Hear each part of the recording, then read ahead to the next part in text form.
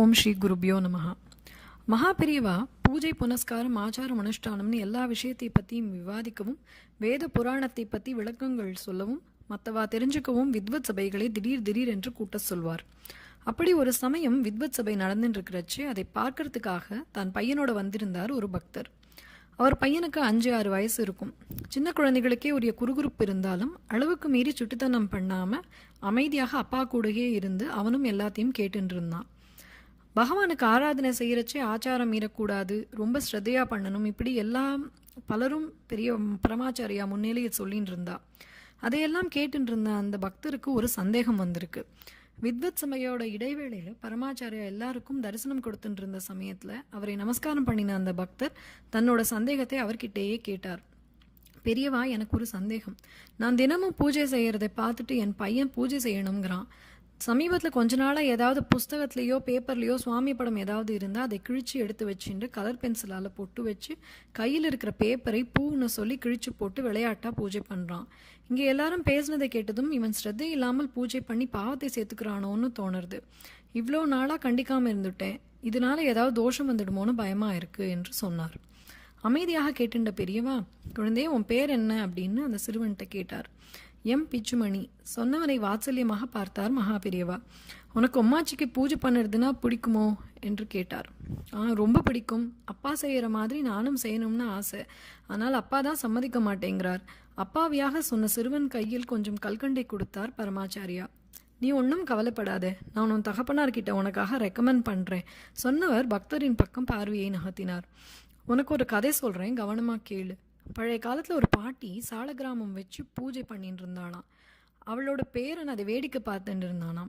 ஒரு நாள் குழந்தையோட தகப்பனார் குண்டு குண்டா கொஞ்சம் நவாப்பழம் வாங்கிட்டு வந்தாராம். அதில் கொஞ்சத்தை குழந்தைக்கும் கொடுத்தாராம். நவாப்பழத்தை அப்போதுதான் முதலாக பார்த்த குழந்தை அதை ருசிச்சு தின்னதாம். அடுத்த நாள் வழக்கம் போல பாட்டி பூஜை பண்ணுறச்சே சால கிராமத்தை பார்த்த குழந்தைக்கு திடீரென்று ஒரு சந்தேகம் வந்துடுத்தான். இது நாம் நேற்று தின்ன நவாப்பழம் மாதிரி பெருசாக இருக்கே, இதுக்கு எதுக்கு பாட்டி பூஜையெல்லாம் பண்ணுறான்னு தோணித்தான். உடனே அதை பாட்டிக்கிட்ட கேட்டிருக்கான் குழந்தை. பாட்டி சாலகிராமம்னா என்ன, அதை ஏன் பூஜை செய்யணும்னு எல்லாம் சொல்லியிருக்கா. அதனால் குழந்தைக்கு இதெல்லாம் முழுசாக புரியலை. அதனால் நீ சொல்கிறத நான் நம்ப மாட்டேன், அதை என்கிட்ட கொடு, நான் கடிச்சு பார்த்து அது நவாப்பழமா இல்லையான்னு தெரிஞ்சுக்கிறேன்னு அடம் பண்ணி ஆரம்பிச்சுடுத்து. எவ்வளவோ சொல்லி பார்த்தா பாட்டி. குழந்தை சமாதானமாகலை. இதுவும் பகவானுடைய லீலைன்னு நினச்சிண்டு, இதோ பாரு ஒரு தடம் தான் கடிச்சு பார்க்கணும்னு சொல்லி அதை கொடுத்துருக்கா. வாங்கின சந்தோஷத்தில் சால கிராமத்தை வேகமாக ஒரு கடி கடிச்சது குழந்தை. பல்லு வலிச்சதும் அது பழமில்லைன்னு தெரிஞ்சுண்டு திரும்பி கொடுத்துட்டு விளையாட ஓடிடுது. அதே குழந்தை வளர்ந்து பெரியவனானதும் சால கிராமத்தை பார்த்தான். அதுக்கு பூஜை செய்யறதை பார்த்தான். இப்போ அவனுக்கு பழைய விஷயம் ஞாபகம் வருது. அடடா, அன்னைக்கு நாம் சுவாமியோட திருமூர்த்தத்தை தெரியாம கடிச்சிட்டோம்னு வருத்தப்பட்டான். இப்போ அந்த கதையில் அந்த குழந்தைக்கு பாவம் உண்டா? நிச்சயமாக கிடையாது. பகவானோட ருசியை பார்த்ததால தான் பெரியவனானதும் தான் சின்ன வயசுல செஞ்சதுக்காக வருத்தப்படணும்னு அவனுக்கு தோணியிருக்கு.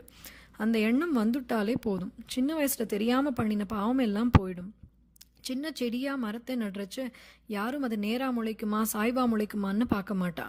நன்னா தழைச்சு வளரணும்னு மட்டும்தான் நினைச்சுப்பா. அப்புறம் வேர்விட்டு கிளைவிட்டு வளர வளர படிப்படியாக செதுக்கி இடத்துக்கு ஏற்ற மாதிரி வளர்த்துப்பா. அப்படித்தான் பக்தியும். சின்ன குழந்தையா இருக்கச்சு மனசுல விதைச்சுடணும். அதுல ரூல்ஸ் எல்லாம் சொல்லி பயமுறுத்தக்கூடாது. வளர வளர அவளே ரெகுலரைஸ் பண்ணி ரூல்ஸ் எல்லாம் ஃபாலோ பண்ண ஆரம்பிச்சுடுவா. உன் பிள்ளைக்கு பால்யத்திலேயே பகவான் மேல பக்தி வந்திருக்கு. அவனை அவன் போக்கில் விடு. அவன் தெரியாம செய்யறதுல எந்த பாவமும் வந்துடாது.